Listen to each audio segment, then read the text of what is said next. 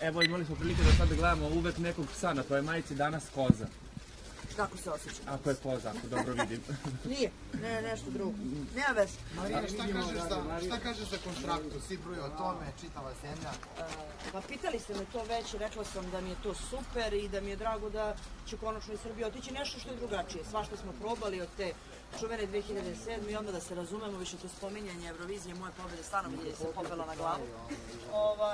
Ali šta da vam radim? Mislim, to je što je, nemamo puno izbora. Da, desila se pobjeda tada, pa valjda će pobediti još nekada neko dok sam živa, da ja odem u zavičaj.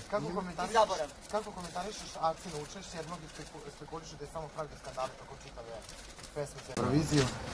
Pa, znaš kako, ne bih to komentarisala, oni verovatno imaju neke svoje razloge, da li bih ja tako, možda ne, možda da, stvarno ne znam. Mislim, verovatno oni znaju zašto to radi. S obzirom na to da si i ti takmičila na pesmi za Euroviziju, da li misliš da postoji mogućnost da se glasovi nameste?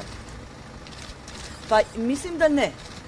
Zapravo, isti sistem radi i nama finale za Zvezde Granda, ali mislim da to nije važno. Mislim da je u ovom slučaju daleko važnija činjenica da je iz Srbije za 15 minuta došlo preko 40.000 glasova za jednog kandidata, dok mi u našem finalu, na primjer za Zvezde Granda, dobijemo, pobednik samo dobije tipa između 100 i 120.000, ali iz čitavog regiona. Tako da to pokazuje samo jedno, a to je da je narod zaista želeo da Konstrakta pobedi i ne samo to, već i da Srbija itekako, kada želi, može da glasa u bilo kom takmičenju. A da li te iznenadila njena pobjeda? Ne. Koliko si smršala i kako napreduje dijeta? Ne napreduje. I nećemo da napreduje, izgleda sve bolje i bolje. Marija, kako ide priprema za tvoje koncerte? Ide lepo, izvinite što pijem čaj, ali stvarno sam se sad probudila. Ide fantastično, juče sam objavila da otvaram i treći koncert i to je treći termin 28. marta. Stvarno hvala ljudima koji su u rekordnom roku kupili karte za prva dva koncerta i eto, u prodaju su karte za 28. mart. Do kada ćemo tako gurati, ne znam, to sve zavisi od ljudi i koliko oni to budu želeli. Pa 2019. je bilo 6 ili 7, evo vidjet ćemo šta će biti ove godine. Vidjet ćemo, nećemo da preterujemo, ali dokle god budemo mogli, dokle god mi bude bilo zabavno i dokle god bude postojalo interesovanje, ja ću pevati. Sada ćeš biti... Imam. Privatnu ili državnu našu? Koju mi imamo smrtnicu? Imam i ja kao i vi smrtnicu. Da li ćeš biti aktivnija na YouTube-u? Narod jedva čeka da vidi nove klipove? Mislim, pa ne znam. Evo, onoliko koliko mi vreme dozvoljava i onoliko koliko bude postojao neki kontent zanimljiv da ljudi to gledaju. Nekako mi je žao sad svih tih ljudi koji su umeđu vremenu u stvari postali moji fanovi kao vlogerke, jel?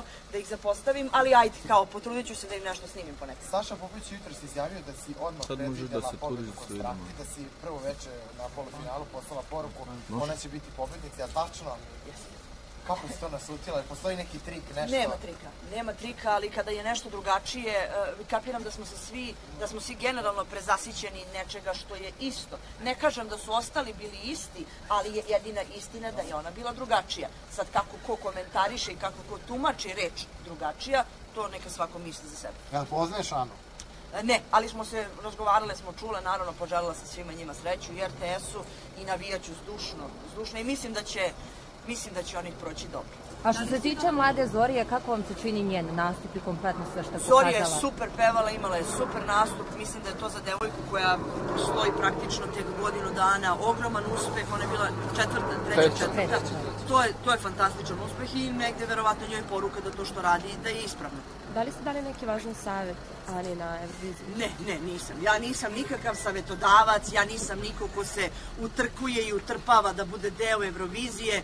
Ja u tome učestvujem kao jedna obična osoba koja neko iskustvo posjeduje i ako me neko nešto pita, ja ću pomoći onoliko koliko mogu, znam, umem i sa zadovoljstvom jer se tu ipak radi o predstavniku moje države i rekla bih da svima treba da nam bude u interesu da se pokažemo, plasiramo i naravno zauzmemo što bolje mesto. Dosta se spekulisalo da se vratim na Zvezde Granda, da su neki određeni izvođači zabranjivali da se pevaju njihove pesme tokom takmičenja. Si možda imala ti problema kao mentor kad se s takmičarima birala da neki izvođači nisu dali da se Ima problema i to se Đoletu dešavalo. Meni se konkretno dogodilo u četvrtfinalu kada je pobednik Mahir Mulalić izvodio pesmu Đorđe Balaševića. Evo, sada mi je stao mozak. Zaboravila sam koja je to pesma. On je izveo i nastali su problemi posle. Pa ne znam da li, bilo je problema i pre, ali znam da se iz nekog razloga supruga javila i insistirala da snimci budu u potpunosti obrisani. Mislim, ja to poštujem. Nisam sa gospođom imala nikakav kontakt da bih znala šta je adekvatan razlog, ali to je bio jedini trenutak u kojem sam ja imala problem sa odabirom pesama i da je neko reagovao, bukvalno da se taj snimak skine i da ne postoji nigde. Ali to nije pitanje za mene, to verovatno ona zna zašto. Šta nam Karleuša sprema na tvojim koncertima, to me zanima. Šta Karleuša sprema na mojim? Tako je, pa ja mislim da ne su nam otkriti. Mislim da bi bilo idealno da konačno Karla dočeka svoje koncerte, svoje albume, svoje pesme i sigurno sam da se svi tome radujemo. Nešto čula od njenih pesama, odaj nam bar nešto. Ne mogu, ali zvala me je da mi kaže, zapravo da me pita, da nešto čujem, da nešto učestvujem u tome, ali neću vam pričati ništa više o tome. To mi je dovoljan znak da je za početak da se nalazi u studiju, tako da nešto radi. Znači vreme, odlično.